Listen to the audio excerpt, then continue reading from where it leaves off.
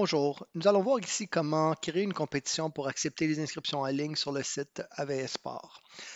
Première chose à savoir, c'est que pour pouvoir créer des compétitions, donc pouvoir ajouter l'inscription en ligne à votre compétition, à votre événement, c'est important d'avoir reçu des droits de création de compétition sur le site. Pour le faire, vous devez contacter l'administrateur et des droits vous seront garantis. À ce moment-là, vous pourrez créer des compétitions autant que vous voulez. Donc, je vais commencer par me connecter. OK, mon compte personnel a déjà les droits de création. Et donc, quand vous avez les droits de créer des compétitions, vous allez voir ici qu'à côté de compétitions actives et en cours, il y a un lien Ajouter une compétition. Donc, si je clique sur ce lien, je peux entrer les détails principaux de ma compétition. Donc, quel est le sport de la compétition? Ici, dans ce cas-ci, athlétisme.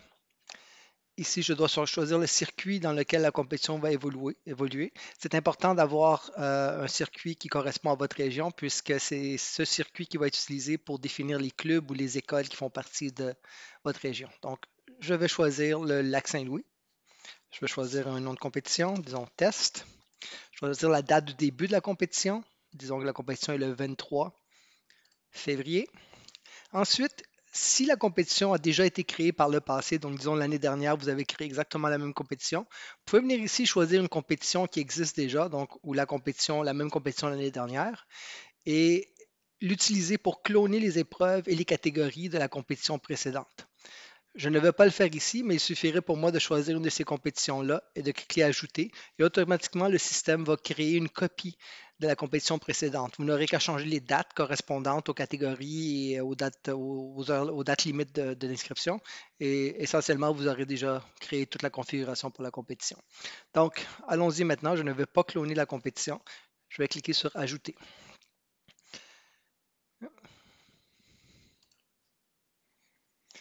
Donc, une fois que je clique sur Ajouter, je vois mon menu de configuration. Donc, je peux revoir le nom de la compétition, le début et la fin. Je pourrais changer ces informations-là si je voudrais les modifier.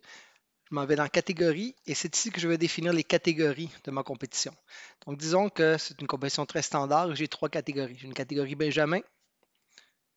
Je vais ajouter une catégorie Cadet. Et je vais ajouter une catégorie Juvénile. Donc, je viens de créer trois catégories. Les dates de naissance par défaut sont ajoutées, mais vous pouvez les modifier. Donc, disons que je voudrais que les Benjamins nés en 2009 jusqu'en 2009 soient acceptés. Donc, je n'aurais qu'à changer ça. Je fais soumettre et voilà. Maintenant, mes dates limites vont de 2006 à 2009. Je peux choisir le sexe de chacune des catégories, donc hommes et femmes ou mixte, si je veux permettre les épreuves mixtes. Je peux aussi changer le nom de la catégorie. Donc, disons qu'au lieu de juvénile ici, je voudrais l'appeler un autre nom, disons jeunesse.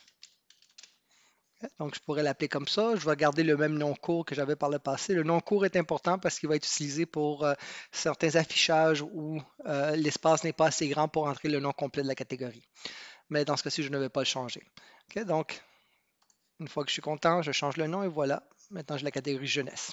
Donc, une fois que j'ai créé mes trois catégories, je vais aller dans l'onglet épreuves et je vais ajouter les épreuves que je vais offrir. Disons que j'ai un 60 mètres.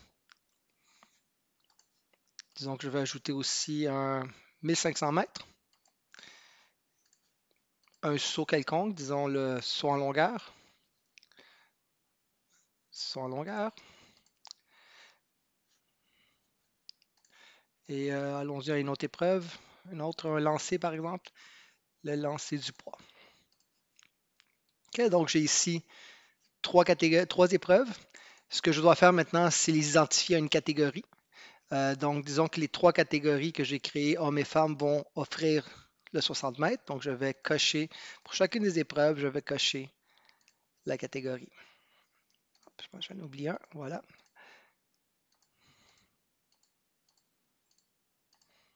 Et dans le lancer du poids. Donc, je viens de créer ici donc, les quatre épreuves dans les quatre catégories qui sont offertes. Ce qui est important à comprendre ici, c'est que certaines catégories, comme une catégorie ouverte par exemple, ne vous permettra pas de choisir un lancer du poids. La raison pour ça, c'est que la catégorie ouverte implique plusieurs catégories, donc plusieurs engins de lancer différents. Donc, c'est important de définir une catégorie qui n'est pas ouverte pour les épreuves de lancer et de course de haies aussi. Donc, toutes les épreuves dont il y a des spécifications techniques qui sont particulières à un groupe d'âge, vous devez choisir une catégorie précise, donc Benjamin, cadet, juvénile, junior, senior, par exemple, ou vétéran. Mais vous ne pouvez pas choisir ouvert. Donc, si je voudrais créer une catégorie ouverte pour cette épreuve-là, je devrais quand même créer des catégories Benjamin, cadet, juvénile pour les épreuves de lancer et de haie. Donc, une fois que j'ai créé ces groupes d'épreuves-là, ces épreuves-là, je m'en vais dans l'onglet Inscription en ligne. Je vais commencer par l'activer. Donc, ici, je viens de décider que j'active l'inscription en ligne. Je viens ici et choisir la date limite. Donc, notre compétition était le 23, disons qu'on se donne jusqu'au 18. Et ici, je peux changer l'heure. Disons que je me donne jusqu'à 23 heures le 18 février pour accepter les inscriptions. Donc, après cette date-là, les inscriptions ne seront plus acceptées en ligne. Ensuite, le type d'inscription. Circuit, ça veut dire que seulement les athlètes qui font partie du circuit peuvent être ajoutés. Donc, un entraîneur ne peut pas, ou un enseignant ne peut pas entrer les athlètes manuellement. Donc, c'est seulement les athlètes qui ont été acceptés dans le circuit, donc qui m'ont été transmis au préalable, qui vont pouvoir être acceptés pour la compétition. Circuit athlète étranger validé, ça c'est une variante du circuit où est-ce que certains athlètes pouvaient entrer et suggérer des noms d'athlètes au circuit et ces athlètes-là pourront être acceptés par l'administrateur du circuit. Ensuite, circuit et liste d'athlètes. Ici, donc, ce sera tous les athlètes du circuit, plus votre liste personnelle d'athlètes. La liste personnelle d'athlètes, c'est une liste que vous créez vous-même, donc vous pouvez entrer vous-même vos athlètes. Dans ce cas-ci, je vais choisir cette option-là, donc circuit et liste d'athlètes. La dernière option, c'est liste d'athlètes seulement. Donc, si je suis dans un circuit où il n'existe pas de liste préalable d'athlètes, je peux choisir liste d'athlètes seulement et dans ce cas-là, ce sera une liste manuelle. Donc, chaque utilisateur pourra entrer ses propres athlètes. Ensuite, je peux entrer un test d'introduction. Cet test d'introduction va apparaître au sommet de la page d'inscription. Donc, ce test accepte l'HTML. Donc, si vous voulez utiliser, par exemple, des caractères gras ou certains formatages particuliers, vous pouvez écrire du HTML si vous êtes familier avec le HTML et le test va être reproduit de cette façon-là sur la page d'inscription. Donc, dans mon cas, je vais juste dire ceci est un test. Et pour vous montrer l'HTML, je vais par exemple ici mettre ça en caractère gras. Okay, donc, si vous êtes familier avec l'HTML, vous allez reconnaître ça. Donc, ce texte-là va apparaître avec un test ici en caractère gras. Ensuite, je peux entrer un site web de l'organisation. Donc, si vous avez votre propre site web, vous pouvez l'entrer ici. Je peux décider si je veux afficher les inscriptions en ligne ou pas pour que tout le monde puisse les voir. La plupart des cas, dans le plupart des compétitions, c'est oui. Le courriel de l'administrateur, par défaut, c'est votre courriel, donc le courriel associé à votre compte, mais vous pouvez mettre une autre adresse courriel. Nombre maximum d'épreuves par athlète. Donc, dans une compétition scolaire, ce serait généralement 3. Et ensuite, je peux mettre des limites d'inscription, soit par le nombre total d'athlètes, le maximum d'athlètes par école, maximum d'athlètes par catégorie, maximum d'athlètes. Donc, c'est ça. Donc, il y a plusieurs limites ici. Vous pouvez les choisir à votre gré. Finalement, valider les pistes et pelouses. Dans les épreuves scolaires, souvent, on a le droit à juste 2 pistes et une pelouse, ou 2 pelouses et une piste. Donc, si vous voulez choisir cette option-là, il y aura une validation qui sera faite à l'entrée des inscriptions. Ici, si vous voulez inclure les performances, donc entrer par l'utilisateur, c'est la version habituelle, mais si vous êtes dans une compétition de jeunes, par exemple, parce qu'il n'y a pas de performance d'inscription, vous pourrez choisir aucune. On va choisir entrer par l'utilisateur, juste pour ce cas-ci. Si vous êtes dans une compétition du circuit FQA, donc du circuit de la Fédération québécoise ou une compétition d'Athlétisme Canada, vous aurez une option ici où est-ce que les performances peuvent être automatiquement incluses à partir de la base de données d'Athlétisme Canada.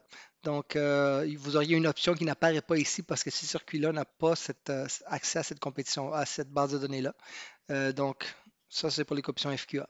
Donc, le surclassement, compétition scolaire, normalement, c'est le surclassement simple. Ensuite, vous avez d'autres types de surclassement. Ça veut dire que des athlètes cadets peuvent s'inscrire au juvénile, mais un athlète benjamin ne peut pas s'inscrire au juvénile. Illimité, ça voudrait dire qu'un athlète peut être surclassé à n'importe quelle catégorie. Et le surclassement FQA, c'est un surclassement spécifique à la Fédération québécoise d'athlétisme.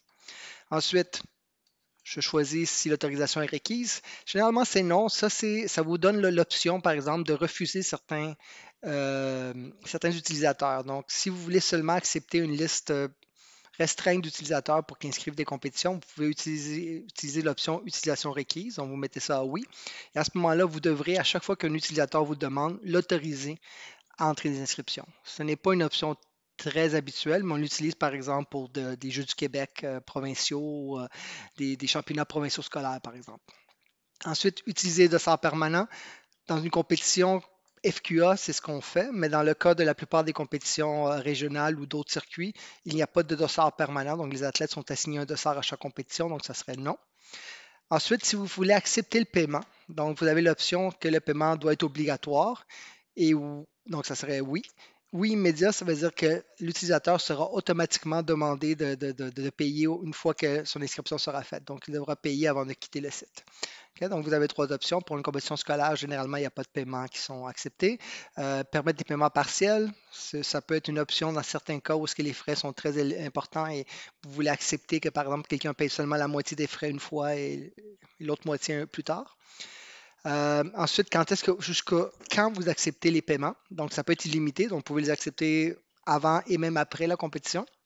Jusqu'à la date limite, donc seulement jusqu'à la date limite d'inscription, jusqu'à la fin de l'événement. Donc, si votre événement, dans ce cas-ci, le 23 février, par exemple, vous allez l'accepter jusqu'au 23 février, jusqu'à 3 jours après la fin de l'événement et jusqu'à une semaine après la fin de l'événement. Donc, c'est quatre options que vous avez, cinq options que vous avez pour faire ça.